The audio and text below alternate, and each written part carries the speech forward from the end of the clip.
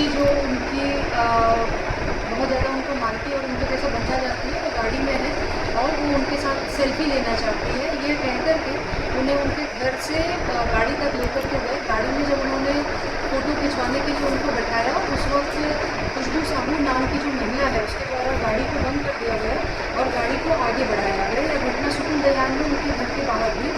इसकी 2-3 किलोमीटर के उपरांत राजनांदगांव पुलिस की ट्रैफिक की टीम, जो कि सीट बेल्ट और हेलमेट के ऊपर चलाने की कार्रवाई कर रही थी, वो तैनात थी। एक एमसीपी लगी हुई थी और उसमें वहाँ जाकर के उन्होंने इस गाड़ी को सीट बेल्ट नहीं होने की बात पे रोका। तो ड्राइवर के द्वारा वहाँ पे आके चालान की जो प्रक्रिया थी वो की गई।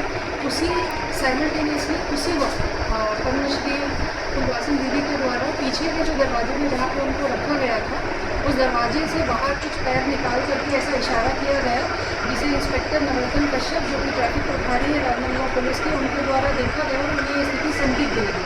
देखने पर दोबारा एक व्यक्ति को भेजा गया पुलिस की और पूछा गया कि क्या बात है, तो उनके द्वारा बताया गया कि इसे मिर्गी का दौरा आ रहा है, परंतु पुलिस में बात पर विश्वास नहीं हुआ और उन्होंने पूरी तरीके से जांच पड़ताल की, लोगों को नीचे उतारा। तो उसमें से एक पुलिसकर्मी ने उन्हें शिनाख्त कर लिया कि वो फुलवासन दीदी है और वहाँ पे उनको रोक लिया गया। जितने भी लोग थे आरोपी थे और दीदी को सुरक्षित वहाँ पर से चिखली चौकी लाया गया, जहाँ उन्हें पूरी सुरक्षा पुलिस के द्वारा दी गई और जो भी उनकी प्राइमरी मेडिकल चीज़ें थी वो पुलिस ने उनको वहाँ पे अवेलेबल करवाई। इसके बाद चूँकि प्रकरण की शुरुआत सुकुल दयान से हुई थी, तो सुकुल दयान चौकी में ले जाकर के इसमें अपराध कायम किया गया है और इसमें जिन धाराओं के तहत अपराध कायम किया गया वो आपको बताना चाहेंगे। 141, 143, 351(3), 61(2) भारतीय न्याय संहिता, जिसमें किडनैपिंग और कॉन्स्पिरेसी दोनों की धाराओं को जोड़ा गया है और 506 जो आईपीसी कोड में हुआ करती थी उसकी धारा को जोड़ा गया है और इसमें कुल अभी तक 5 आरोपियों को गिरफ्तार किया गया है। आरोपियों के नाम इस प्रकार हैं। खुशबू साहू, जो कि इसमें मुख्य आरोपी है, ये सभी बेमेतरा के रहने वाले हैं, एक को छोड़ कर के।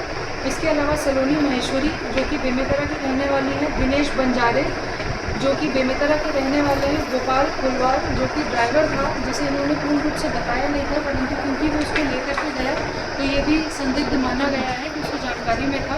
ये दुर्ग का निवासी है। और चिनक राम साहू, जो कि बेमेतरा का निवासी है, जिसे ज्ञात था कि इस प्रकार का षड्यंत्र कुछ खुशबू के द्वारा रचा जा रहा है। तो इसमें इन सभी के खिलाफ इन्हें आरोपी बना करके जुडिशियल रिमांड में पेश किया जा रहा है और सुकुल दयान चौकी में इसमें अपराध कायम किया गया है। साथ ही आप सभी के माध्यम से उन सभी पुलिसकर्मियों का नाम बताना चाहेंगे जो कि जिनकी सतर्कता और सजगता से आज यह इतना बड़ा अपहरण का जो कांड था वो विफल हो गया।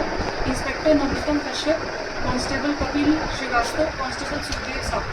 और जिस प्रकार से हमें निर्देश प्राप्त हुए माननीय मुख्यमंत्री महोदय को भी, माननीय स्पीकर महोदय को भी, उसी तारतम्य में अब